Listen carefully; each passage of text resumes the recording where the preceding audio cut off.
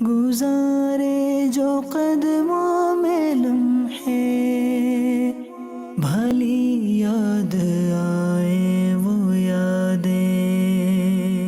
আলহামদুলিল্লাহি রাব্বিল আলামিন ওয়াসসালাতু ওয়াসসালামু আলা সাইয়্যিদিল মুরসালিন আম্মা বা'দ ফাআউযু বিল্লাহি মিনাশ শাইতানির রাজিম বিসমিল্লাহির রহমানির রহিম আসসালাতু ওয়াসসালামু আলাইকা ইয়া রাসূলুল্লাহ ওয়া আলা আলিকা ওয়া আসহাবিকা ইয়া হাবিবাল্লাহ আসসালাতু ওয়াসসালামু আলাইকা ইয়া নবিয়াল্লাহ ওয়া আলা আলিকা ওয়া আসহাবিকা ইয়া নূরাল্লাহ।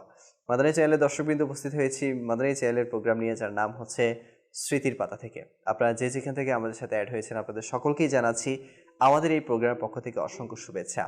আজকেও প্রতিবারের ন্যায় একজন মুবাল্লিগ আমাদের সাথে উপস্থিত আছেন। আসুন শুরুতেই ভালো ভালো কিছু নিয়ত শামিল করে নেই। রাসূলুল্লাহ সাল্লাল্লাহু আলাইহি ওয়াসাল্লাম ইরশাদ করেন, আফজালুল আমালি আন-নিয়াতুস সাদিকা, অর্থাৎ সত্য নিয়ত সবচেয়ে উত্তম আমল। আসুন আমরা নিয়ত করি যে আল্লাহ তাআলা এবং তার রাসূল সাল্লাল্লাহু আলাইহি ওয়াসাল্লামের সন্তুষ্টির জন্য শুরু থেকে শেষ পর্যন্ত এই প্রোগ্রামটি দেখবার যা শিক্ষণীয় বিষয় এই প্রোগ্রামে থাকবে তা আর উপর আমরা আমল করবো ইনশাআল্লাহ। দরুদে পাকের অসংখ্য ফজিলত, প্রিয় আকা মাক্কি মাদানী মুস্তাফা হুজুর নূর সাল্লাল্লাহু আলাইহি ওয়াসাল্লামের রহমতপূর্ণ বাণী হচ্ছে, যে ব্যক্তি প্রতিদিন আমার প্রতি 50 বার দরুদে পাক পাঠ করবে, কাল কিয়ামতের দিন আমি তার সাথে মুসাফাহা করব।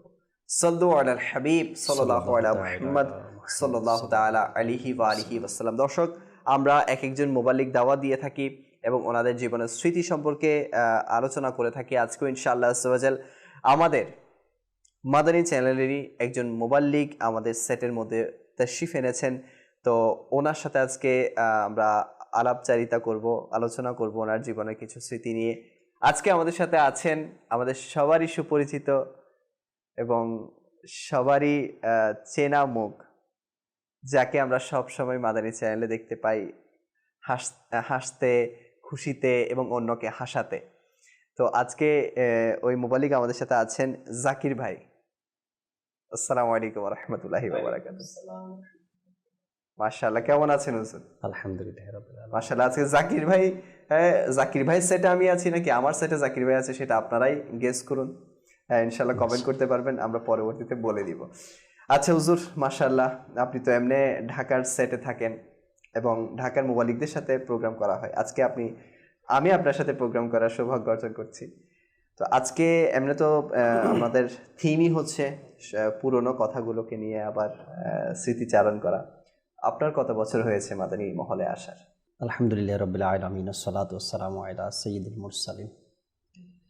আল্লাহ তাবারক ওয়া তাআলা কোরআনে পাকের মধ্যে ইরশাদ করেন, তোমরা মানুষকে বোঝাও, আর এতে ফায়দা রয়েছে, উপকার রয়েছে। মাশাআল্লাহ। কোন এক মুবাল্লিগ 2000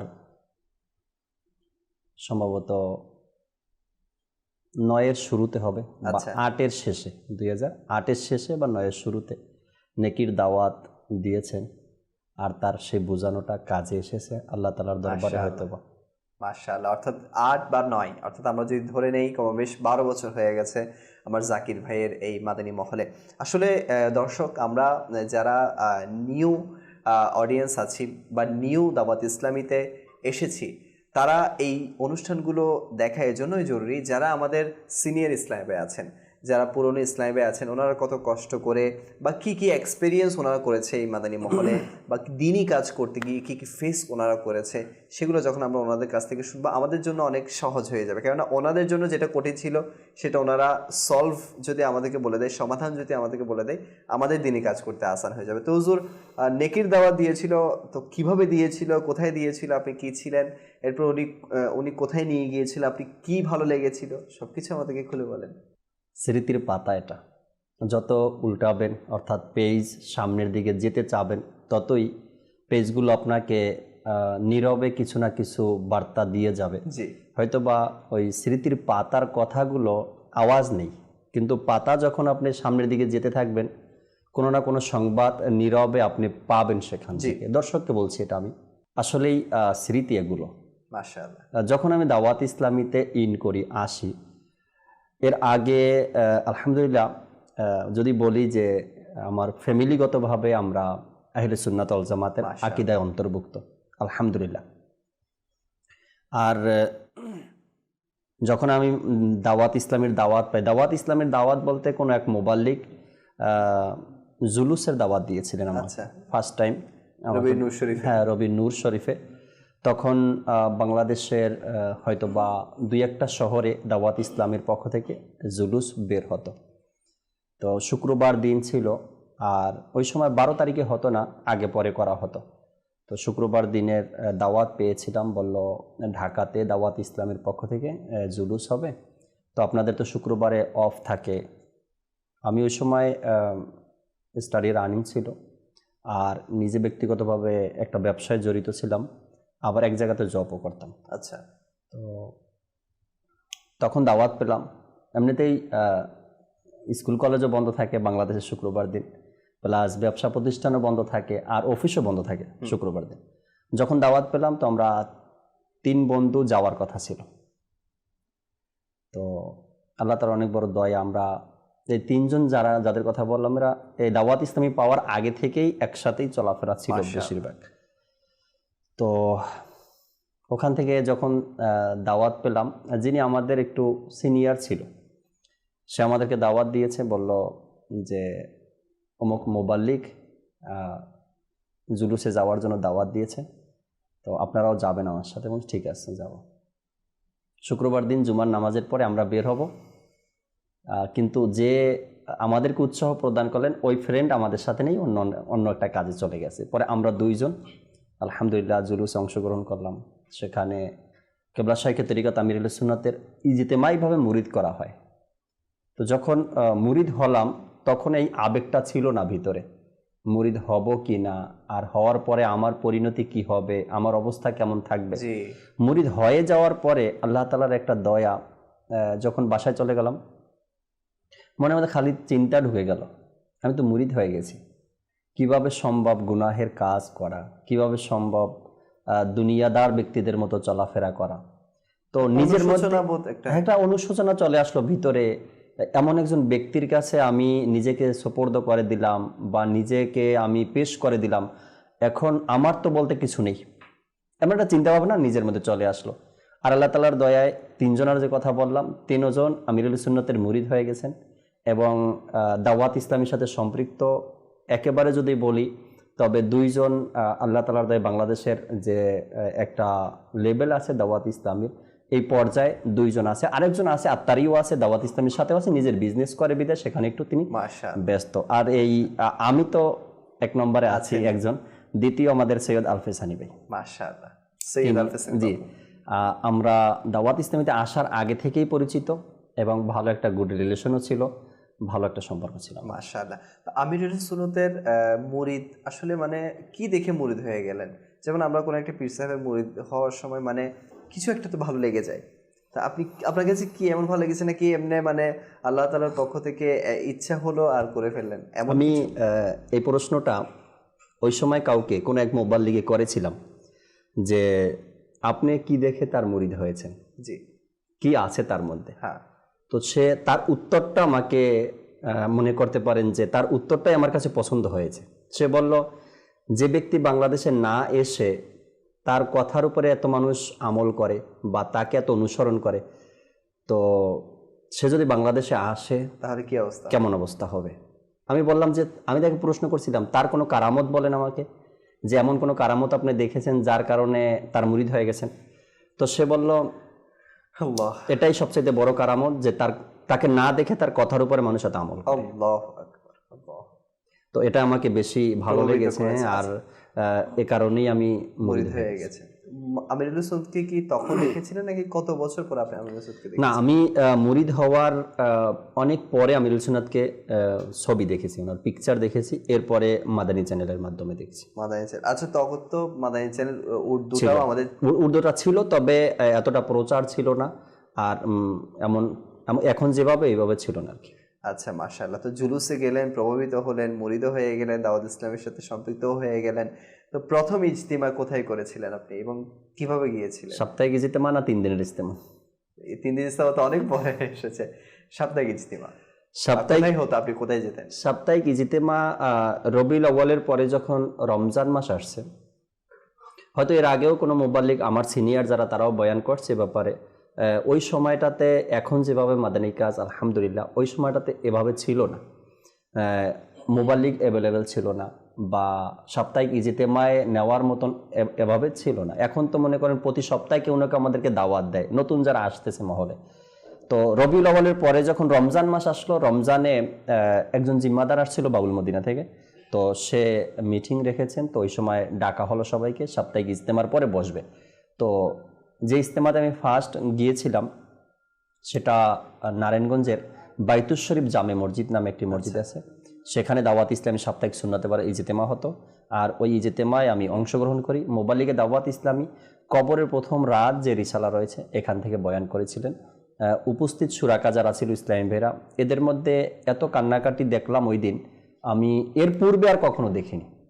এমন একটা পরিবেশ সৃষ্টি হয়েছিল। মাশাআল্লাহ। তো ইজতেমার মধ্যে বয়ানটাই আপনার সবচেয়ে বেশি ভালো লেগেছে? আমলের দিক থেকে যদি বলি সবচেয়ে বেশি ওইটাই ভালো লেগেছে। মাশাআল্লাহ। তো ওখানে এরপর থেকে কি জিম্মাদারি পেয়ে গেছে, অর্থাৎ জিম্মাদারির সাথে লেগেছিলেন নাকি কত বছর পর আপনাকে জিম্মাদারি দেওয়া হয়েছে, বা কোন জিম্মাদারিতে আপনি ছিলেন সর্বপ্রথম? আমি জেলি জিম্মাদারি ছিলাম। একটা মসজিদের দায়িত্ব ছিল আমার কাছে, নারায়ণগঞ্জে একটা মসজিদের দায়িত্ব ছিল। তো সেখানে মাদানী কাফেলা যেত বছরে একবার, তো সেখানে কিছু খেদমত করতাম। তো একটা মাদানী কাফেলা কোরবানির ঈদের পরে, রোজার ঈদের রমজানের কথা বললাম, ইজতেমায় গিয়েছি। কোরবানির পরে একটি মাদানী কাফেলা 3 দিনের সফর করবে পুরো বাংলাদেশ থেকে, হয়তো 2-4 ঈদের পরপরই আপনার জিম্মাদারি পেয়েছেন? না, যখন আমি এই সাপ্তাহিক ইজতেমাতে গেলাম, জেলের জিম্মাদারি দেওয়া হয়েছিল আমাকে। যখন 3 দিনের মাদানী কাফেলা আমার মসজিদে গেল, প্রায় 52 জন সুরাকা ছিল। আচ্ছা। তো সেখানে কামাল ভাইয়ের উপস্থিতি। তো কামাল ভাই আমাকে একটা পাগড়ি উপহার দিয়েছিল আর বলল, এটা আপনি এখন থেকে পরবেন। তো ওই সময় একজন জিম্মাদার আমাকে আবার, এর আগে কি হুলিয়া পরা হতো না? না, মাদানী হুলিয়াতে আমি ছিলাম না। আচ্ছা। নিজের কাজকর্মের কারণে এভাবে আসা হয়নি। আর এত জিম্মাদারদের সংস্পর্শেও ছিলাম না। দেখা গেছে 1 মাস 15 দিন পরে দেখা সাক্ষাৎ হইতো কারোর সাথে। তো যখন 3 দিনের মাদানী কাফেলা গেল, কোনো এক জিম্মাদার আমাকে বোঝানোর চেষ্টা করলেন যে এই 63 দিনের তরবিয়তি কোর্স হয়, তো আপনি তরবিয়তি কোর্সে অংশগ্রহণ করেন, অনেক ইলমে দিন শিখতে পারবেন, যেভাবে আমরা অপরদেরকে বুঝাই। তো সেখানে 63 দিনের মাদানী কোর্সের তরবিয়তি কোর্সের আমাকে নিয়ত করালেন। আমরা 3 জন নিয়ত করে নিয়েছিলাম যে আমরা 3 জন একসাথেই যাব কোর্সের মধ্যে, আর একসাথেই গিয়েছি আমরা। আর ওই সময় কোর্সের মধ্যে যাওয়ার জন্য ইন্টারভিউ দিতে হতো, একটা এক্সাম হতো, একটা পরীক্ষা নিত যে আসলে এই ব্যক্তি 63 দিনের তরবিয়তি কোর্সে থাকতে পারবে নাকি 41 দিনের কাফেলা কোর্সে করতে পারবে। যখন আমাদের ইন্টারভিউ হলো, তো আমরা আলহামদুলিল্লাহ 3 জন 41 দিনের কাফেলা কোর্সে টিকে গেছি। তো সেখানে আমাদেরকে দিয়ে দেওয়া হলো, আমরা 41 দিন কাফেলা কোর্সে যাওয়ার পরে সেখানে নিয়ত করলাম 12 মাসের জন্য। 12 মাসে মাদানী কাফেলায় সফর করতে গিয়ে এরপরে আমাকে নারায়ণগঞ্জ ডিভিশনের জিম্মাদার বানানো হলো। সেখান থেকে ধীরে ধীরে নিগরানি কাবিনা এরপরে। তো আচ্ছা, এখানে একটা মাদানী ফুল আমি আপনার থেকে শুনতে চাইবো। সেটা হচ্ছে আমাদের যারা দর্শক আছে বা নতুন নিউ কামার যারা মাদানী মহলে আছেন, তো এরা অনেক সময় চিন্তা করে, বা এদের প্যারেন্টস বা এদের অভিভাবক অনেক সময় মাদানী মহলে আসতে দেয় না, এজন্য যে আমার ছেলেটা তো ওদিকে বেশি চুকে যাচ্ছে, তার ভবিষ্যৎ কি হবে? আপনার কি কোনো ভবিষ্যৎ হয়নি? আপনি যে এই যে 41 দিন থেকে 12 মাসের সফর, এরপর এই যে জিম্মাদারি নিয়ে আছেন, আজ পর্যন্ত আছেন, আপনার কি ভবিষ্যৎ কোনো দিকে নষ্ট হয়েছে? কারো স্থান কেউ তৈরি করে দিতে পারে না। সুবহানাল্লাহ। নিজের স্থান নিজেকে তৈরি করে নিতে হয়, এটা মাথায় রাখতে হবে।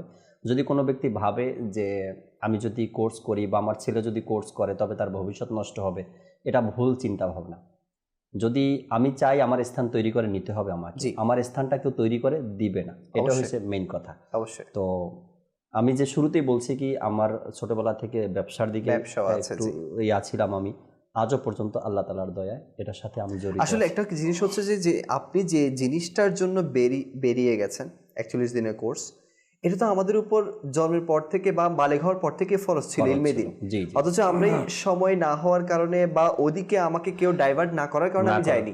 যেটা আমার আগে যাওয়ার কথা ছিল সেটা আমি অনেক বছর পরে আমার সময় লেগেছে এবং আল্লাহ পাকের পক্ষ থেকে হিদায়াত এসেছে, এই জন্য আমি যাচ্ছি। তো মা বাবার তো অনেক বেশি গর্ব করা উচিত যে দাওয়াত ইসলামী আজকে ওনাদের কাজটা সহজ করে দিয়েছে, যেটা ওনারা করতে পারেনি।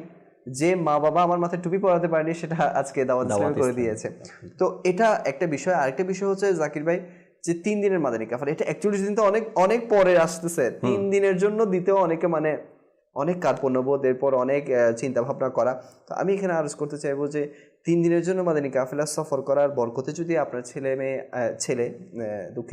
আপনার ছেলে বা ইসলামী ভাই যদি আপনার বাধ্যগত সন্তান হয়ে যায়, এটা আপনার লাভ নাকি লস? 3 দিনের মাদানী কাফেলার বরকতে আপনার ছেলের নামাজ যদি শুদ্ধ হয়ে যায়, এটা আপনার লাভ নাকি লস? অর্থাৎ এখানে যে সফরের কথাগুলো আমরা বলে থাকি বা আমার জাকির ভাই বলছেন, এখানে কিন্তু লাভ ছাড়া লসের কোনো আশঙ্কা নেই। এজন্য আমি আরজ করব যে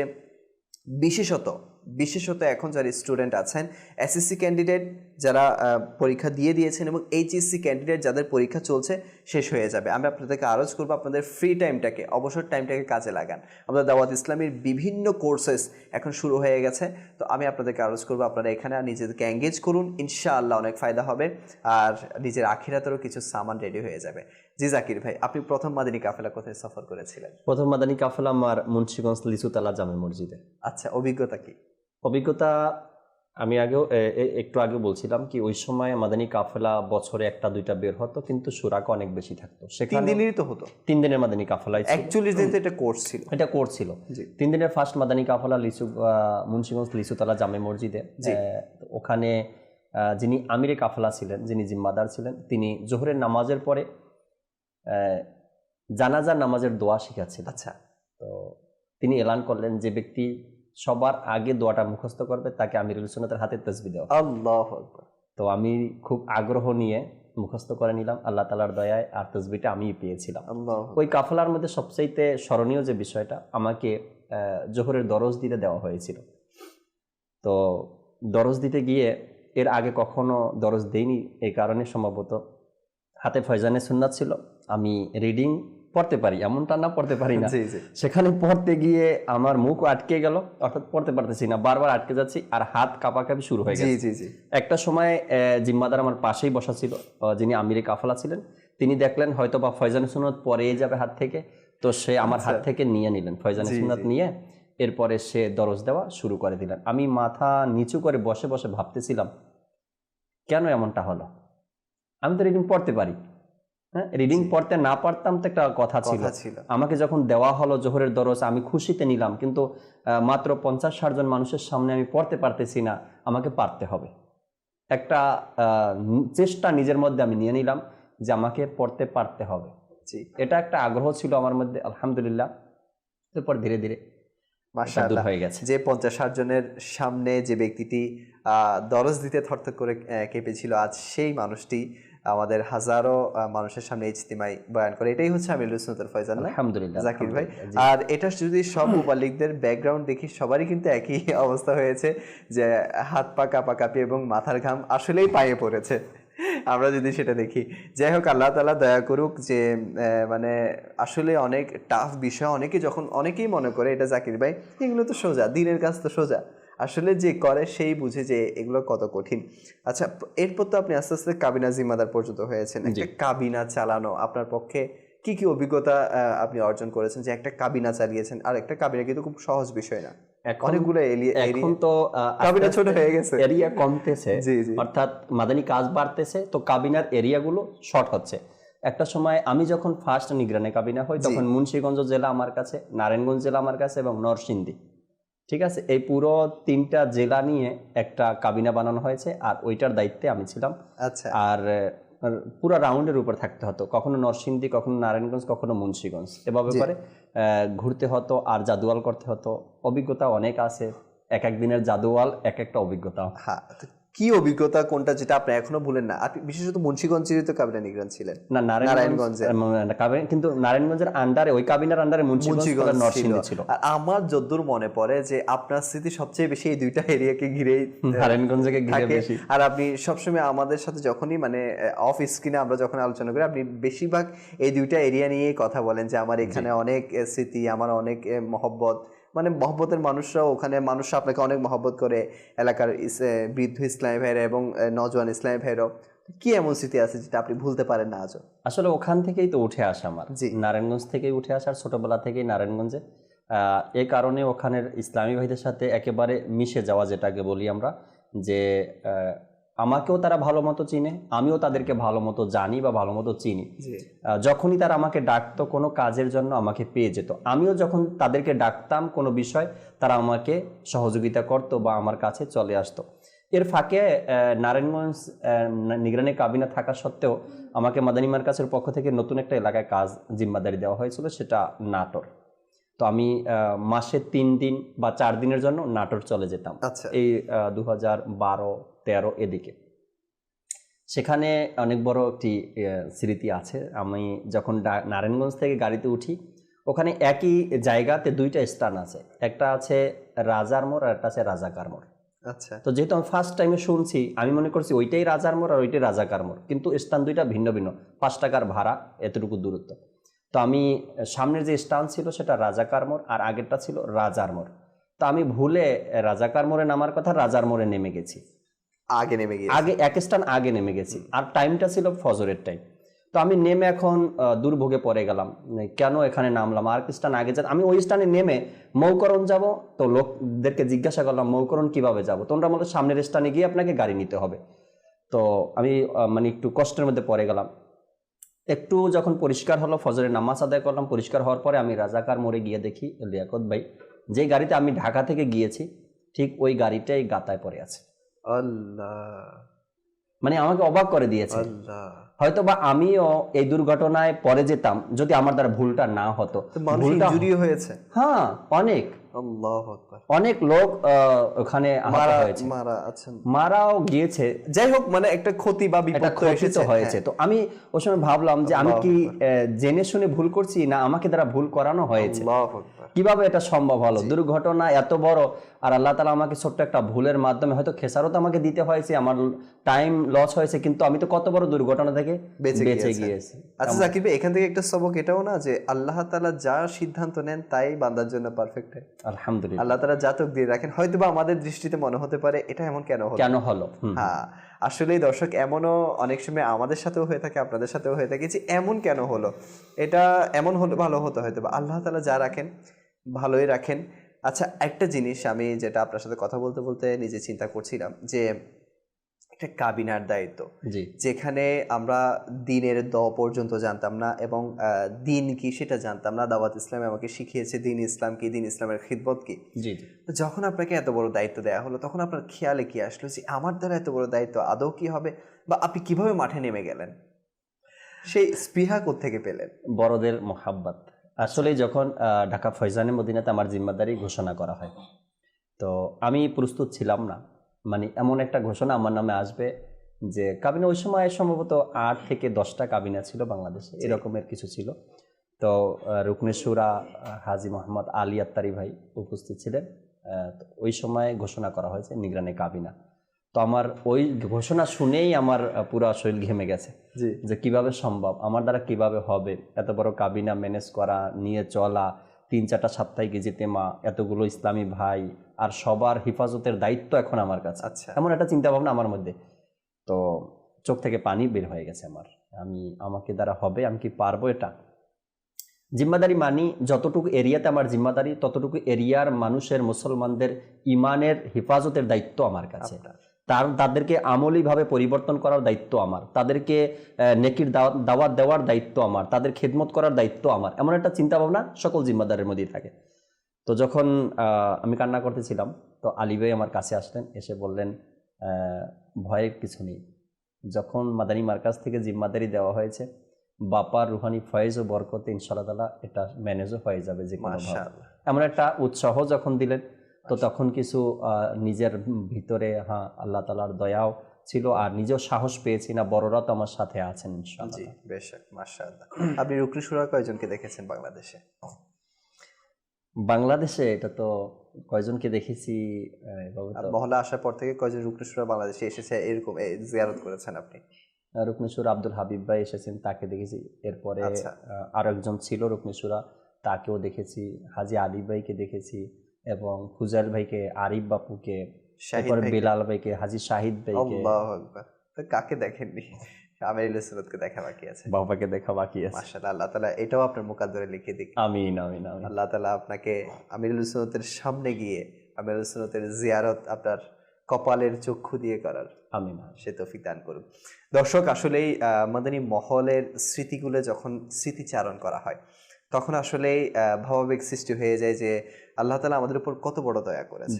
আল্লাহ পাকের দয়া যদি না থাকতো, এই মাদানী মহল যদি না পাইতাম, তাহলে হয়তো বা আজকে আমাদেরকে বসে এখানে চ্যানেলে কারা চিনতো, কয়জনে চিনতো? আমাদের এলাকার মানুষই ভালোভাবে চিনে না।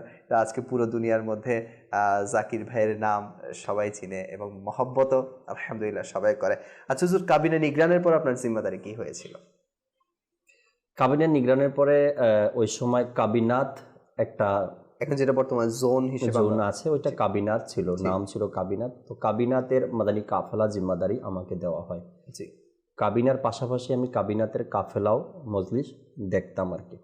যখন কাবিনাতের মাদানী কাফেলা জিম্মাদার আমার কাছে আসে, তখন কিছুদিনের মধ্যেই মাদানী মার্কাজ থেকে আমার কাছে পয়গাম আসে কি আপনাকে কোর্স মজলিসে যেতে হবে। আচ্ছা। অর্থাৎ তানজিমি জিম্মাদারি যা আছে এগুলো অন্য কাউকে দিয়ে এরপরে আমাকে কোর্স মজলিসে যেতে হবে। কোর্স মুআল্লিম হওয়ার জন্য আমাকে দেশের বাইরে পাঠাবে আর কি। আচ্ছা। এরকম একটা মেসেজ আমার কাছে আসছে। তো নিজেকেও প্রস্তুত করে নিলাম, যেহেতু আপনি জানেন যে তানজিমি কাজের একটা ডিপার্ট আলাদা আর কোর্স একটা ভিন্ন ডিপার্ট। তো এখান থেকে আমাকে ঘুরে কোর্স মজলিসে যাওয়া, সেটাও একটা নিজেকে প্রস্তুতি একটা ব্যাপার স্যাপার আছে। তো আমিও প্রস্তুতি গ্রহণ করলাম। সময়ে চলে আসলো আমাদের মরহুম মোবাল্লিগে দাওয়াত ইসলামী মোহাম্মদ সাজিদ আত্তারি রহমতুল্লাহি তাআলা, এনার সাথে এনারও ফার্স্ট সফর ছিল দেশের বাইরে, আর এনার সাথে আমারও ফার্স্ট সফর ছিল। দেশে ছিলেন? নেপালে গিয়েছিলাম। নেপালে গিয়েছিলেন? কয় দিনের সফর ছিল? ওখানে প্রায় 22 দিনের সফর ছিল আমাদের। আচ্ছা, কোর্স মুআল্লিম কোর্স, কোর্সের জন্য গিয়েছিলেন। ওখানের অভিজ্ঞতা কেমন ছিল? যে দেশের বাইরে প্রথমবার গিয়েছিলেন? ফার্স্ট টাইম আমার সফর ওখানে। কেমন ছিল অভিজ্ঞতা? সেটা তো এক ভিন্ন অভিজ্ঞতা। যেহেতু সফর, আমরা তো গিয়েছিলাম দিনের কাজের উদ্দেশ্যে, মুআল্লিম কোর্স হয়েছিল, আর সফরটা ওখানে এক দুনিয়ার সাথে সম্পর্ক, যাওয়া আসা, বিমান, ইমিগ্রেশন পার হওয়া, এগুলো এক ভিন্ন জগৎ। আচ্ছা, এগুলো মনে হয় আপনার জন্য খুব সহজ বিষয়, কারণ আপনি ভিসা মজলিসেও আছেন হয়তো। এটাকে কি বলে আমাদের মজলিস? ওভারসিজ মজলিস, সফর মজলিস। আসলে এটা যেহেতু এটার সাথে আপনি অঙ্গনারী কয় বছর হচ্ছে আজকে? মোটামুটি ভালোই। এর আগেও জিম্মাদারি ছিল আমার কাছে ওভারসিজের, এরপরে মাঝখানে কিছুদিনের জন্য আবার অন্য জিম্মাদারির কারণে আমার কাছে নিয়ে নেওয়া, অন্য কাউকে দেওয়া হয়েছিল, ফির আবারও আমার কাছেই চলে আসছে। মাশাআল্লাহ, মাশাআল্লাহ। দর্শক, আমরা জাকির ভাই সম্পর্কে অনেক কিছু জানলাম, অনেক কিছু শুনলাম, এখনো অনেক কিছু বাকি আছে। জাকির ভাইয়ের চাপটা কিন্তু অনেক বড়, তো একদিনে শেষ করা যাবে না। ইনশাল্লাহ যতদূর পারবো ইনশাল্লাহ আজকে ওনার স্মৃতিগুলো তুলে ধরার চেষ্টা করব। সময় হয়েছে সেগমেন্ট সামিল করার। একটি সেগমেন্ট আমাদের অনুষ্ঠানে থাকে, আর সেই সেগমেন্ট আসলে সবসময় তো আপনি করেই থাকেন, আমাদের সাথে মাঝে মধ্যে করেন যখন আমরা আপনার গেস্ট হয়ে থাকি। আজকে না হয় আপনার সাথেই করলাম। তো আজকের সেগমেন্টটা আপনাকে জানিয়ে দেয়, সেটা হচ্ছে একটি শব্দের শুধু একটি অক্ষর থাকবে। সেটা আমাদের রিসালার হতে পারে, কোনো পবিত্র স্থানের হতে পারে, পবিত্র বুজুর্গের নাম হতে পারে। তো যে কোনো নামের একটা অক্ষর দেওয়া থাকবে, আপনাকে পুরো অক্ষরটা বলতে হবে। আপনাকে 4 বার সুযোগ দেওয়া হবে, অর্থাৎ আপনি একটা অক্ষর বললেন, ওটা যদি ওই পুরো নামের মধ্যে কোথাও থাকে তাহলে ওইটা শো হবে, আর যদি না থাকে তাহলে একটা ভুল হিসেবে গণ্য হবে। এবার 4 বার ভুল করার আপনি সুযোগ পাবেন, 4র্থবারে গিয়ে আপনাকে পুরো নামটাই বলতে হবে। আপনি কিছু হিন্টস দিবেন না? হিন্টস হচ্ছে, এটা হচ্ছে আমাদের মাকতাবাতুল মদিনারই প্রকাশিত একটি কিতাব। আচ্ছা আচ্ছা, ঠিক আছে। জি, কিতাব বা যে কয়েকটা রিসালা হতে পারে। জি, দেখিয়ে দিন আমাদের জাকির ভাইদের জন্য। জি, অন্তস্তীয় আছে শুধু। আল্লাহ, আপনি তো বলে দিয়েছেন একটা রিসালা হতে পারে বা কিতাব হতে পারে, আমি কি এখন নাম বলবো? হ্যাঁ, ডাইরেক্ট আপনি ডাইরেক্ট নামও বলতে পারেন বা এমনও বলতে পারেন ক, খ, গ, অর্থাৎ যদি আপনি অক্ষরও বলতে পারবো, অন্য কোনো অক্ষর অ্যাড আছে। আর আপনি যদি শিওর হন যে না আমি ডাইরেক্ট নাম বলে দিব, তাহলে ডাইরেক্ট নামও বলতে পারেন। আর আপনি যদি সন্দেহ লাগে যে না হয়তো ভুল হতে পারে আমার, তাহলে আপনি প্রথমে একটা একটা অক্ষর বাঁচতে পারেন। বড় পরীক্ষা। পরীক্ষাতে সবসময় আপনিই নেন। আল্লাহ উত্তীর্ণ হওয়ার তৌফিক দান করুন। আমিন। এগুলো কি পরীক্ষা? আখিরাতের পরীক্ষায় উত্তীর্ণ হওয়ার তৌফিক দান করুন। আরেকবার যদি দেখানো হয় স্ক্রিনে। জি, অন্তস্তীয় সামনে 1 2 3 4টা ঘর ফাঁকা আছে, লাস্টে একটা ঘর ফাঁকা আছে। অন্তস্তীয় যে আছে কোনো আকার, একার, রস্যিকার, দীর্ঘার কিছুই নেই। যেটা দিয়েছি সেটাতে তো কিছু নাই, অন্যগুলোতে অবশ্যই আছে। অবশ্যই আছে, অবশ্যই আছে। এই কঠিন মনে হচ্ছে না সোজা মনে হচ্ছে? এটাতে কি আসলেই আকার একার নেই? নাকি আপনারা আছে। উঠাই দিয়েছেন? না, যেটা এখন শো করছে ওটাতে কিন্তু আসলেই কোনো আকারিকা নাই, আচ্ছা। বাকিগুলোতে আছে আচ্ছা। আকারিকার আছে। বুঝতে পারছি, বুঝতে পারছি। বাকিগুলোতে আছে, আগে পরের গুলোতে আছে, কিন্তু এটাতে নেই। নেই। এটাতে কি কোনো ন অক্ষর আছে? দন্তিয়ান্ন। দৈন্তান্ন। দন্তিয়ান্ন আছে কিনা একটু দেখাবেন, যদি থাকে তাহলে দেখাবেন, না থাকলে ক্রস চিহ্ন দিবেন। আল্লাহ। আছে দন্তিয়ান্ন রসিকার, দীর্ঘিকার আছে। জি, সহজ হয়ে গেছে হয়তো আপনার জন্য। এখনো সহজ হয়নি, আরও আছে। ম অক্ষর আছে? ম। ম, হুম। জি, ম আছে কিনা? আছে তো।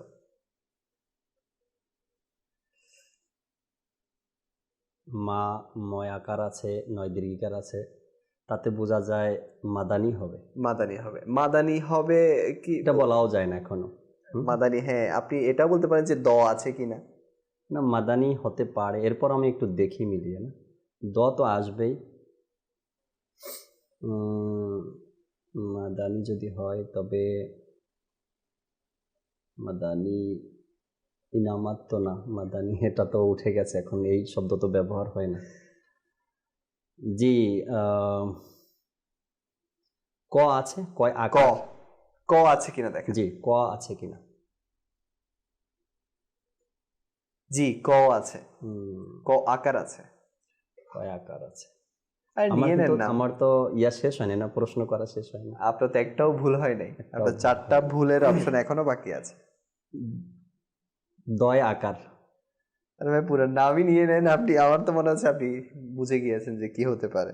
মাদানি কায়দা হতে পারে। মাদানী কায়দা হতে পারে উনি বলছেন, আদৌ কি মাদানী কায়দা কিনা দেখাবেন। জি, মাদানী কায়দা, মাশাআল্লাহ। মাদানী কায়দা হচ্ছে আজকের সেগমেন্টের উত্তর। আপনাকে মুবারকবাদ অসংখ্য।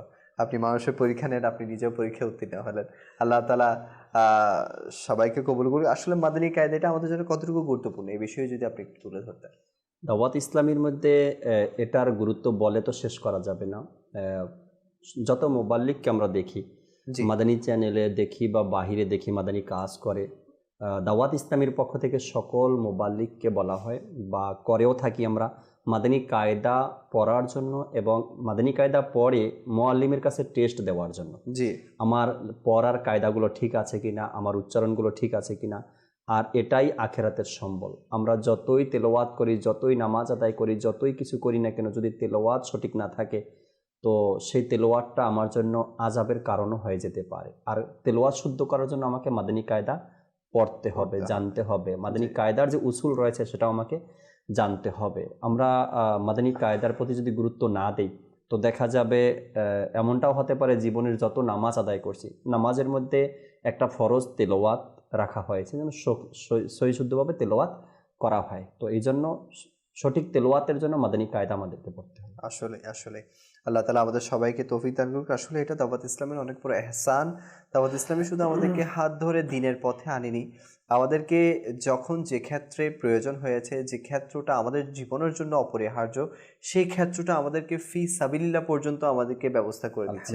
আলহামদুলিল্লাহ। আপনারা দেখেন যে দাওয়াত ইসলামের অসংখ্য ডিপার্টমেন্টের মধ্যে একটি ডিপার্টমেন্ট হচ্ছে মাদ্রাসাতুল মদিনা বারেগান, বয়স্কদের যেটা মাদ্রাসাতুল মদিনা আছে, তো যেখানে কোরআনে পাক সুবিশুদ্ধ পড়ার জন্য মাদানী কায়দাকে পড়ানো হয়, সেখানে শেখানো হয়। তো এটা ফিসাবিলিল্লাহ করে দিয়েছে আজকে, যেখানে মানুষ হাদিয়ার বিনিময়ে হয়তো বা এটা পাচ্ছে, এটা খারাপ কিছু না, কিন্তু আমিরুল সুন্নতের উপর আমরা কুরবান হয়ে যাই যে আমিরুল সুন্নত উম্মতের টেনশন করে, উম্মতের ইসলাহের টেনশন করে করে আজকে আমাদের জন্য এই ব্যবস্থা করে দিয়েছে যে আমরা যাতে এটা ফ্রিতে হলেও শিখে নেই, ফ্রিতে হলে শিখে আমরা কোরআনে পাকটাকে ইউজ করে নিই। আল্লাহ পাক আমাদের সবাইকে তৌফিক দান করুক।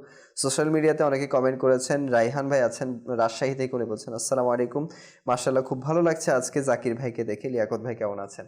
আলহামদুলিল্লাহ আলা কুল্লি হাল, ভালো আছি। হাবিবুর রহমান আছেন, আব্বাস আত্তারি ভাই আছেন চট্টগ্রাম থেকে, এরপর আছেন তানবীর ভাই ফটিকচুরি থেকে, ওনারা সবাই মাশাআল্লাহ লিখেছেন।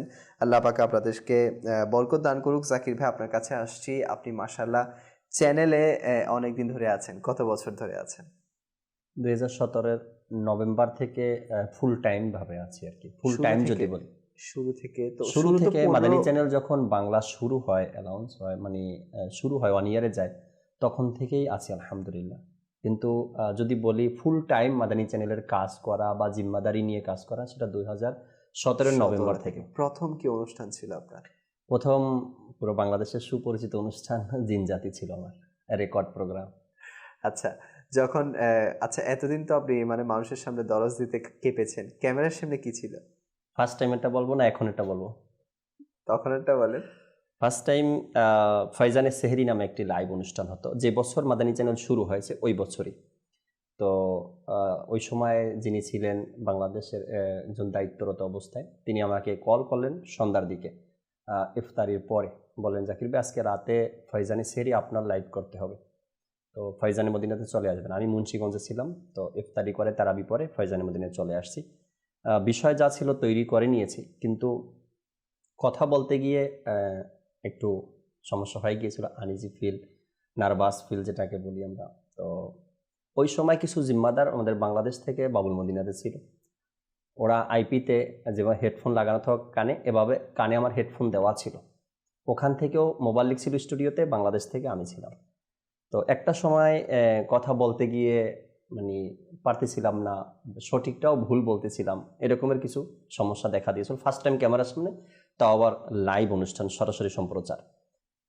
আবার যখন কথা বলতে গিয়ে ভুল হয়ে গেছিল, তখন কে জানি আমাকে কানে বলতেছিল, জাকির ভাই এত ভয়ের কিছু নেই, এত ভয়ে ভয়ে কথা বলতে হবে না, আপনি ইজিভাবে কথা বলেন। তখন আমার টেনশন আরও বেড়ে গেছে। আচ্ছা, আমি জানতাম না যে এভাবে আবার কথা বলা যায়, দেশের বাহির থেকে কেউ আমাকে কানে বলবে, হ্যাঁ উৎসাহ দিবে, আমাকে ভয় পাওয়ার কিছু নেই। তো ওই দিনকে অনেক বড় শিক্ষা হয়েছে যে না, এরপর থেকে আর এভাবে কথা বলা যাবে না। আচ্ছা, মাশাআল্লাহ। তো এখন কি অভিজ্ঞতা? এখন তো অনেক ফ্রি হয়ে সবার গেছেন। সামনেই এখন তো ফ্রি হয়ে গেছেন, এখন তো অনেক নার্ভাসনেস থাকে না। আর আপনার প্রোগ্রামে আসা মানুষদের নার্ভাস শুরু হয়ে যায় আর কি, যে জাকির ভাই কি প্রশ্ন করে ফেলে, জাকির ভাই আমি কখনো কাউকে প্রশ্ন করি না, কি সেগমেন্ট দিয়ে ফেলে। আচ্ছা মাশাআল্লাহ, আপনার অনুষ্ঠান আমরা দেখতে পাই, সকালের সুপরিচিত আপনি হোস্ট মাশাআল্লাহ করছেন। এর অভিজ্ঞতা কি, এত সকাল সকাল আসা, মানে আপনার অভিজ্ঞতা কেমন যে সকাল সকাল আপনি এত বছর, কত বছর হচ্ছে আপনি যে রহমতপূর্ণ প্রভাত নিয়ে কাজ করছেন? এটাতেও প্রায় 2.5 বছর হয়েছে। 2.5 বছর হয়ে গেছে। কি অভিজ্ঞতা আপনার? আসলে কাজ যখন মানুষ এটাকে আনন্দের সাথে নেয় বা এটাকে এনজয় মনে করে, কাজটাকে যখন কেউ এনজয় মনে করে তখন এটা তার জন্য ইজি হয়ে যায়। আর কাজটাকে যখন কেউ বোঝা মনে করে বা মানে আমাকে চাপিয়ে দেওয়া হয়েছে এমন কিছু মনে করে, তখন আসলেই তার জন্য সেটা কষ্টকর। আমি আমার কাজগুলোকে এনজয় মনে করি, রিয়েলি। এটা সপ্তাহে 4 দিন এখন আমি লাইভ করি সকালে। আর এনজয় মনে করি বিদায় আমি আনন্দের সাথে আসতে পারি।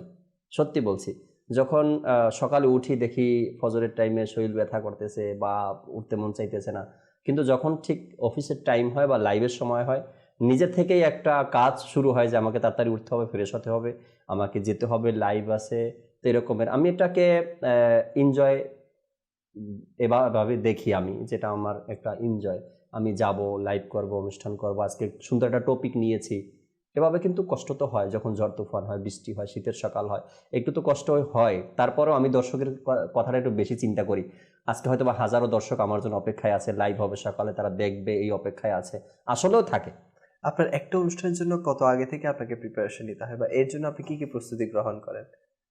আপনার অনেক প্রশ্ন, টাইম হয়তো শেষ হয়ে যাবে, আপনার প্রশ্ন শেষ হবে না। যেহেতু আজকে আমার দায়িত্বে পড়েছে প্রশ্ন করার, এবং আপনি ওখানে মেহমান হিসেবে আছেন, হয়তো একদিন আসবে যে আপনি এই জায়গায় থাকবেন, আমি ওই জায়গায় থাকবো, তখন হয়তো আমার অবস্থাটা আপনার মতো। একটা লাইভ প্রোগ্রাম করার জন্য আমি সহ অন্যদের ব্যাপারও হয়তো এমন হতে পারে, প্রতিদিন রাত্রে আমি ওই লাইভের যে বিষয়টা থাকে, 1.5 ঘন্টা আমার সকালে লাইভ হয়, 1 ঘন্টা 30 মিনিট। তো নিগরানি সুরার একটা মাদানী ফুল আমার কাছে আসছিল, তিনি মোবাল্লিকদেরকে কিছু তরবিয়াত করতে গিয়ে বা নসিহত করতে গিয়ে বললেন যে হোস্ট হয়, উপস্থাপক হয়, তার উচিত তার 1.5 ঘন্টা 2 ঘন্টা অনুষ্ঠানের যে বিষয়গুলো রয়েছে সেজন্য ভরপুর মাওয়াত নিয়ে বসে। 1.5 ঘন্টায় যদি কোনো মোবাল্লিক কথা নাও বলে, তারপরও যেন সে নিজেটা নিজে চালিয়ে নিতে পারে। ওই সময় থেকে আমার মন মানসিকতা, প্রতিদিন যেদিন সকালে লাইভ থাকে ওদিনকার রাত্রে আমি নিজের ঘরে বসি, কিতাব খুঁজি, কিতাব বের করে 4-5টা যা ওই টপিক সম্পর্কে আছে সব কিতাবগুলো নিয়ে সামনে বসি, পেজ নাম্বার নোট করে রাখি, মোবাইলে পিকচার তুলে রাখি, আইপ্যাড থেকে বের করি, অর্থাৎ 2 থেকে 2.5 ঘন্টা সকালের জন্য তৈরি করি। এরপরে রেখে দিয়ে আরাম করি। মাশাআল্লাহ। আচ্ছা, আমরা সম্প্রতি দেখতে পেয়েছি যে মাদাইজাল বাংলা যেটা ইউটিউব পেজ আছে সেটা 3 লক্ষেরও বেশি সাবস্ক্রাইবার হয়ে গেছে, আর সেটা মাশাআল্লাহ আপনাদের বদৌলতে। আপনার বদলে এবং মাদাইজালের পেছনের যারা কাজ করছে এদেরকে নিয়ে কিন্তু আপনার বিশাল একটা সময় চলে যায় মাদাইজালের পেছনে, মানে বলতে গেলে যারা আমাদের ক্যামেরাম্যান আছে, এরপর মানে আপনার আচ্ছা আপনি আবার পুরো মাদাইজাল বাংলার এখন প্রোডাকশন জিম্মাদারও মাশাআল্লাহ। আমাদের প্রোডাকশনগুলো কিন্তু আমাদের জাকির ভাই দেখেন বাংলাদেশে যতগুলো অনুষ্ঠান হয় ওনার পারপাসেই হয়। উনি কিন্তু উপরের ওনার যারা জিম্মাদার আছেন বাবুল মদিনা, ওনাদের সাথে পরামর্শ করে বাংলাদেশে কাকে কিভাবে দেয়া যায়, কোনটা কিভাবে করা যায়, প্রত্যেকটা লাইভ বলেন রেকর্ড বলেন আলহামদুলিল্লাহ আমার জাকির ভাই হ্যান্ডেল করে থাকে পুরো বাংলাদেশের প্রোডাকশন জিম্মাদার হিসেবে। তো আজকে এই যে প্রোডাকশন জিম্মাদার দায়িত্বে আপনি আছেন, এই যে পেছনে ওনাদেরকে নিয়ে কাজ করা, দর্শকরা তো শুধু দেখছে অনুষ্ঠানগুলো খুব সহজেই, কিন্তু এর পেছনে যে একটা কষ্ট, এই যে একটা অভিজ্ঞতা, এগুলো যদি আমাদের সাথে শেয়ার করতেন যে আপনার কেমন লাগে এদেরকে নিয়ে কাজ করতে, বা কি অনুভূতি হয় যে আমি মানে মাদানী চ্যানেল বাংলার যেটা হয়তো বা শুরুর দিকে এত ভিউয়ার্স ছিল না বা এত কেউ চিন্তা না, কিন্তু আজকে কিন্তু লাখো পরিবারের সদস্য আমরা হয়ে গেছি। হ্যাঁ, আমাদের ইউটিউব চ্যানেল বলেন, ফেসবুক চ্যানেল বলেন, আমাদের কিন্তু লাখো পরিবারের একটা সদস্য হয়ে গেছে, অর্থাৎ লাখো দর্শক আজকে আমাদের। তো আপনার কি মনে হয় এদেরকে নিয়ে কাজ করার ক্ষেত্রে কি অভিজ্ঞতা? আসলে আমি তো বললাম এটা এনজয় মনে করি আমি, আর এদেরকে নিয়ে যখন কাজে নামি প্রতিদিনের অভ্যাস এগুলো না, ক্যামেরাম্যানদেরকে ম্যানেজ করা, তাদের শিডিউল দেওয়া, মোবাল্লিকদেরকে ডাকা, তাদের শিডিউল দেওয়া, তাদেরকে সময় মতো স্টুডিওতে ডাকা, তাদের অনুষ্ঠান ম্যানেজ করা। তো একটা টিমও আছে, এটা নয় কি আমি একাই কাজ করি, হ্যাঁ আমার উপরেও কেউ না কেউ আছে, তাদের সাথে পরামর্শ করতে হয়। এরপরে আবার এখন কোঅর্ডিনেটরও নিয়ে নেওয়া হয়েছে, সেও আমাকে কিছু হেল্প করে, এই আর কি চলে আলহামদুলিল্লাহ। ভালো লাগে, ভালো লাগে, খুব ভালো লাগে আলহামদুলিল্লাহ। কত বছর হচ্ছে এই জিম্মাদারিতে, প্রোডাকশন জিম্মাদার? প্রোডাকশনে বছর খানেক তো হয়ে যাবে, 2 বছরের মতো। বছর, হ্যাঁ 2 বছরের বেশি হয়ে যাবে। তো আসলেই মাদানী মহল, মাদানী চ্যানেল, এগুলো কিন্তু আমি এখানে একটা বিষয় আপনার সাথে দর্শকের সাথে শেয়ার করো, সেটা হলো গিয়ে দর্শক জানে দাওয়াত ইসলামের 80টা ডিপার্ট আছে। জি, 80টা ডিপার্টের একটা ডিপার্ট হলো মাদানী চ্যানেল, 80টা ডিপার্টের একটা ডিপার্ট মাদানী চ্যানেল। আর এই মাদানী চ্যানেলের মধ্যে কতটা ডিপার্ট আছে আমি নিজেও জানি না। ভিন্ন ভিন্ন ডিপার্ট, সত্যি বলছি। সোশ্যাল মিডিয়া এটা একটা মাদানী চ্যানেলের ডিপার্ট আছে, আইটি মজলিস আছে, এর মধ্যে প্রোডাকশন আছে, এর মধ্যে এডিট মজলিস এর মধ্যে আছে, মুফাত্তিশ এর মধ্যে আছে, আরো কত ডাবিং এর মধ্যে আছে, আরো কত ডিপার্ট যে আছে এর মধ্যে। আচ্ছা, মানুষের মনে প্রশ্ন জাগতে পারে, বা সবার হয়ে আমি প্রশ্ন করিনি, আপনি এতগুলোকে সামাল দেন কেমনে? এতগুলো ডিপার্টমেন্ট, এরপর আপনার পার্সোনাল কাজ সময় কেন শেষ হয় না, আর আপনার প্রশ্ন কেন শেষ হয় না? ইনশাআল্লাহ শেষ হয়ে যাবে, আমিও বেশিক্ষণ টাইম নিব না, আর 10 মিনিটের মতো আছে। টাইমের কাজ টাইমে করাটা এটাও একটা আমার অভ্যাস। টাইমের কাজ যদি কোনো ব্যক্তি টাইম মতো করে তবে সে আটকাবে না কখনোই। হ্যাঁ, এখন হয় না কি একজনকে মেসেজ করতে হবে, বাস করবো না, পরে করবো না, 10 মিনিট পরে করবো না। আমি আমার এখনের কাজটা অফ করে যাকে এখন মেসেজ করতে হবে তাকে আগে মেসেজ করে। আচ্ছা, হ্যাঁ, টাইমের কাজ টাইমে করা, এবং প্রতিদিন যে কাজগুলো করতে হবে আমার, ওগুলো আমার পিসির যে ডেস্কটপ আছে সেখানে আমি লিখে রাখি আগামীকালকে কী কী করতে হবে আমাকে, কোন কোন কাজগুলো সিরিয়াস আগে নেওয়ার দরকার, আগে করার দরকার, এগুলো। এরপরে 5 জনকে মেসেজ করে কাজ বন্টন করতে হবে, সেটাও আমি করে রাখি, একে একে এই কাজ দিয়ে দিই, এগুলো করে নেন, এগুলো দেখে নেন, যদি বুঝে না আসে তো আমাকে বলবেন। এভাবে মাশাআল্লাহ, টাইমটা ম্যানেজ একটু করতে হয়। ব্যক্তিগত কাজে কখন সময় দেন? ব্যক্তিগত বলতে আর কি আছে, দাওয়াত ইসলামী তো সবকিছু, রাত দিন দাওয়াত ইসলামকে ঘিরে। ব্যক্তিগত বলতে আপনার একটা টাইম আমি নির্ধারণ করে নিয়েছি আমার ফ্যামিলির সাথে কথা বলা, অর্থাৎ মা বাবার সাথে বা ভাই বোন যারা আছে, গ্রামে যারা থাকে তাদের সাথে কথা বলার জন্য প্রতিদিন একটা টাইম আমার নির্ধারিত। সেটা টাইমটাও বলে দিই দর্শককে, সেটা হলো অফিস থেকে বের হয় ঘর পর্যন্ত, আবার ঘর থেকে বের হয় অফিস পর্যন্ত। যেই টাইমটা আমি পাই, গাড়িতে 15 মিনিট টাইম লাগে আমার অফিস থেকে ঘরে যেতে, এই 15 মিনিট যেতে আর আসতে। এক দিন এক আত্মীয়র সাথে হয়, কখনো মায়ের সাথে, আবার কখনো বাবার সাথে, কোনো ভাইয়ের সাথে, কখনো বোনের সাথে। প্রতিদিন থাকে এটা আপনার? হ্যাঁ, মানে আসা যাওয়াতে সবাই জানে এখন আমি অফিস থেকে বের হয়েছি, আমি ফোনে বিজি আছি, আমার ফ্যামিলির সাথে আমি কথা বলতেছি, এই টাইমটা তো এদের সাথে আমি ব্যস্ততা রাখি। এরপরে আরো দিক আছে কিছু যেগুলো। মাশাআল্লাহ, আসলে খুব সুন্দর একটা পদ্ধতি আমরা শিখলাম জাকির ভাই থেকে। মানুষ চাইলে কি না করতে পারে। মানুষ আজকে আমরা যে বলি যে আমার এত ব্যস্ততা, আসলে কি মানুষ ব্যস্ত জাকির ভাই? আসলে না, আসলে যে ব্যক্তি বলে আমি অনেক বিজি, সে বিজি, সোশ্যাল মিডিয়াতে বিজি, নিজের কাজে সে বিজি না। যদি সে ব্যস্তই থাকতো তবে তার কাজের রেজাল্ট মানুষ দেখত।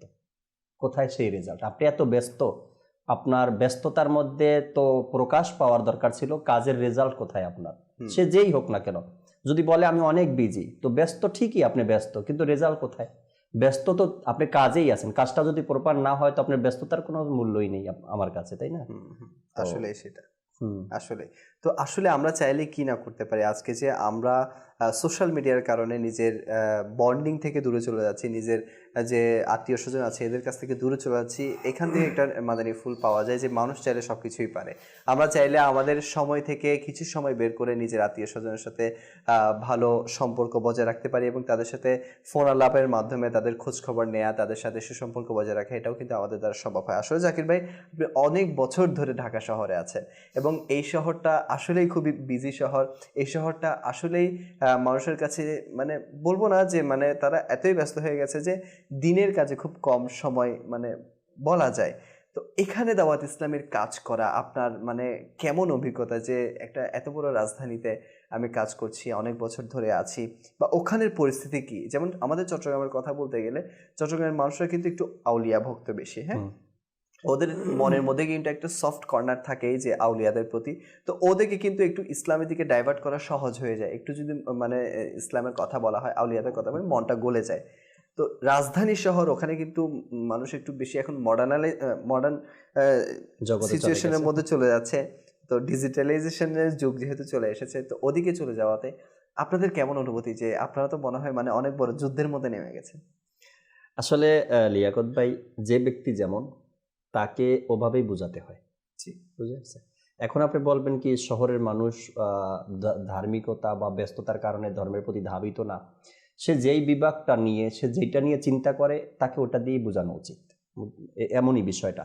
আমরা ঢাকাতে বা ঢাকা শহরে বা নারায়ণগঞ্জে বা মুন্সিগঞ্জে তাদের মধ্যে যে ইসলামের মহব্বত নেই এমনটা না, তাদের মধ্যে মহব্বত আছে আলহামদুলিল্লাহ। তো তারা যেভাবে করে বুঝতে চায়, বা যেভাবে করে জানতে চায়, ঠিক আমরা ওভাবেই বুঝাতে চাই।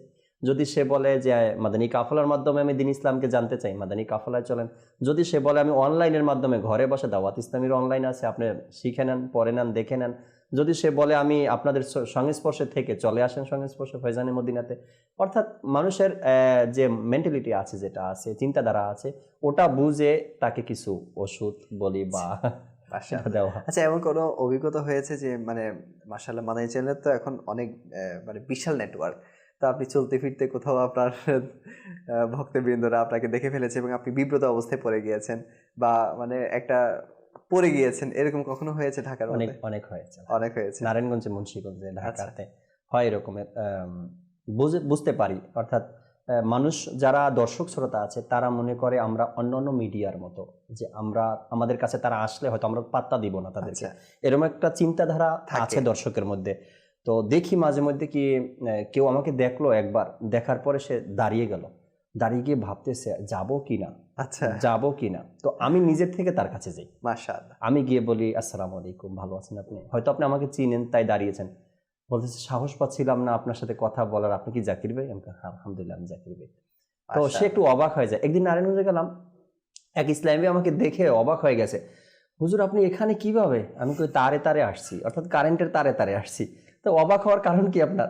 বলতেছে আমরা তো জানি মিডিয়াতে যারা থাকে তারা এভাবে আওয়াম সাধারণ মানুষের মধ্যে চলাফেরা করে না, আসে না। আমি কই কেন, তাদের জন্য কি একটা ভিন্ন জগৎ আল্লাহ তৈরি করছেন? আমরা তো আপনাদেরই সাথে, আপনাদেরই ঘরের, আপনাদের এলাকার, তো এটা ভয়ের কিছু নেই। আলহামদুলিল্লাহ আমার ছোটবেলা থেকে অভ্যাস সাধারণ মানুষের সাথে চলার। আর সবাইকে দেখেন দাওয়াত ইসলামীওয়ালারা সাধারণ মানুষের সাথেই চলাফেরা করে। মাশাআল্লাহ, মাশাআল্লাহ। একটা স্মৃতি না উঠালেই নয়, সেটা হচ্ছে 3 দিনের সুন্নাত পরে ইজতিমা। হতে হতে আজ আমাদের মনে হয় 6টা ইজতিমা হয়ে গেছে, হ্যাঁ সম্ভবত। তো আমরা দেখি যে ইজতিমা হয়ে যায়, ইজতিমাতে যাই, ইজতিমাতে অ্যাটেন্ড করি, ইজতিমাতে বয়ান হয়, এগুলো আমরা শুনি।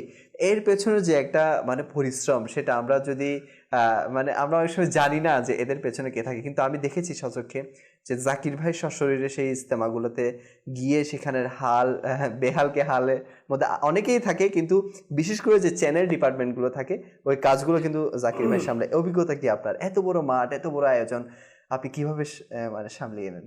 সময় বেশি নেই, ইনশাআল্লাহ শেষ করে দিব। আল্লাহ তাআলার অনেক বড় দয়া। যে সাহস রাখি। জি প্রতিটা কাজ যখন মাদানী মার্কাজের পক্ষ থেকে দেওয়া হয় তখন সাহস রাখি, আমি পারবো, আমাকে দ্বারা হবে। এমনি পরিশ্রম হয় না এমন না, পরিশ্রম তো অবশ্যই আছে, কষ্ট অবশ্যই আছে, কিন্তু এর মধ্যে একটা সুখ খুঁজে পাই। আমি না, যারাই দিনের কাজ করে আমি মনে করি সবার মধ্যেই 3 দিনের ইস্তেমা যখন লাস্টের দিকে আসে, শেষ দিন শুক্রবার দিন থাকে, ওই দিনটা হয়তো যারা পরিশ্রম করে বা যারা পরিচালনা করে এদের উঠে দাঁড়ানোর মতন শক্তিটাও থাকে না, আমার ব্যক্তিগতভাবে আমি যতটুকু জানি। এরপরেও ইস্তেমা শেষে আনন্দের অশ্রু যে আসে না, সুখের কান্না যে আসে, এটা বলে বোঝানোর মতো থাকে না, এমন একটা হয়। মনে একটা ইজতেমা কয়দিন আগে থেকে আপনি আপনার প্রস্তুতি নেন? এমনিতে তো আমি প্রায় 4-5 দিন আগে মাঠে চলে যাই, একেবারেই 4 দিন আগে, আর ফিরে আসি না ফয়জানে মদিনা মাদানী মার্কাজে বা ঘরে। 4-5 দিন আগেই একেবারে মাঠে চলে যাই, আমার টিম সবাইকে নিয়ে মাদানী চ্যানেলের, ওখানেই বসবাস হয়, ওখানেই খাবার দাবার হয়, ওখানেই অনুষ্ঠান যা করার ওখানেই করি, হয়তো দর্শকও দেখেছেন। 4-5 দিন আগেই চলে যেতে হয়, এবং এর আগেও 2 দিন 3 দিন পরে পরে মাঠে যেতে হয়। 2 দিন 3 দিন আমাদের পরে একটা ইজতেমার পূর্ব প্রস্তুতি কখন থেকে নেওয়া হয়? কত মাস আগে থেকে? 1.5 মাস আগে থেকে। 1.5 মাস আগে থেকে একটা ইজতেমা। তো আমরা যারা মনে করি যে আমরা ইজতেমায় যাচ্ছি, হয়ে যাচ্ছে, আসলে তা নয়। ইজতেমার পেছনে অনেক কষ্ট এবং মানে অনেক পরিশ্রম করতে হয়, যার বদৌলতে আমাদেরকে একটা সুন্দর ইজতেমা দেওয়া হয়। আচ্ছা, দরসের ঘটনা তো আপনি বললেন, প্রথম ইজতেমা কখন বয়ান করেছিলেন? প্রথম ইজতেমা 2017-তে বয়ান। চট্টগ্রামে? না, বাংলাদেশে, ঢাকাতে। ঢাকার প্রথম ইজতেমায় প্রথম সম্ভবত। আচ্ছা, তো অনুভূতি কেমন ছিল যখন আপনার কাছে মেসেজ এসেছে যে আমাকে এত বড় একটা সমাগমের মধ্যে বয়ান করতে হবে? এই জন্য এত একটা ফিল হয়নি। ওই বছরই ইজতেমার কয়েকটা মজলিস ভিন্ন ভিন্ন থাকে। একটা মজলিস আছে আপনার জাদোয়াল মজলিস, মঞ্চ মজলিস, তাদের আন্ডারে এগুলো হয়। তো আমি পাশাপাশি ছিলাম, তো এই কারণে আগেই জানতাম যে আমার বয়ান আসছে বা আছে এরকম। মানে এটা তো জানতেন, ঠিক আছে, মানে এত বড় একটা ইজতিমার মধ্যে যে আপনি বয়ান করবেন, ভয় কাজ করছিল আমার মধ্যে। ভয় কাজ করছিল যখন উঠতেছিলেন বা উঠছেন, তখন কি মনে হয়েছিল? পা কাঁপতেছিল, পারবেন কিনা। পারবো এটা তো বিশ্বাস ছিল, কিন্তু কি রকমের যে হবে ওইটা নিয়ে টেনশনে ছিলাম একটু। একে তো মানুষ বলে লক্ষ লক্ষ মানুষের উপস্থিতি সেখানে, এরপরে অনেকগুলো ক্যামেরা, আর সব মানুষ আমার দিকে তাকিয়ে আছে, আমাকে দেখছে, একটু ভয় তো কাজ করেই। মাশাআল্লাহ। সর্বশেষে দর্শকদের উদ্দেশ্যে কি বলবেন? মাদানী চ্যানেল দেখতে থাকুন, আর দাওয়াত ইসলামের সাথে একেবারে জড়িত হয়ে যাই আমরা, যাতে করে আমার ঘুমাতে যাওয়াটাও যেন দাওয়াত ইসলামী হয়, আর ঘুম থেকে ওঠাটাও যেন আমার দাওয়াত ইসলামী হয়। আল্লাহ চাই এর মধ্যেই নাজাত রয়েছে, এর মধ্যেই মুক্তি রয়েছে। আর এত সুন্দর পরিবেশ ছেড়ে কোথায় যাব? কোথায় যাওয়ার রাস্তা আর খুঁজে পাচ্ছি না।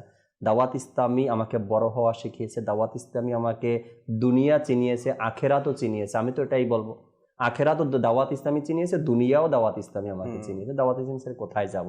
সবার উচিত দাওয়াত ইসলামীর সাথে লেগে থাকা এবং আত্মবিশ্বাসের সাথে মাদানী কাজ করতে। মাশাআল্লাহ। দর্শক, আজকে আমরা শুনেছি জাকির ভাইয়ের স্মৃতির পাতা, এবং অনেক কিছু জানতে পারলাম, অনেক কিছু ওনার কাছ থেকে শিখতে পারলাম। আসলেই দর্শক, মাদানী মহল এমন একটা মহল, যে মহল আমাদেরকে মনুষ্যত্ব শিখিয়েছে, যে মহল আমাদেরকে নতুন প্রাণ দিয়েছে, যে মহল আমাদেরকে দ্বীন ইসলামের পথে হাঁটতে শিখিয়েছে। তো আমি বলবো যে যখন আমাদের মতো নওজোয়ানরা মাদানী মহলের বরকতে পরিবর্তন হতে পেরেছে, আশা করি আপনারাও পারবেন। শুধুমাত্র প্রয়োজন যে আপনার এক ধাপ এগিয়ে আসা।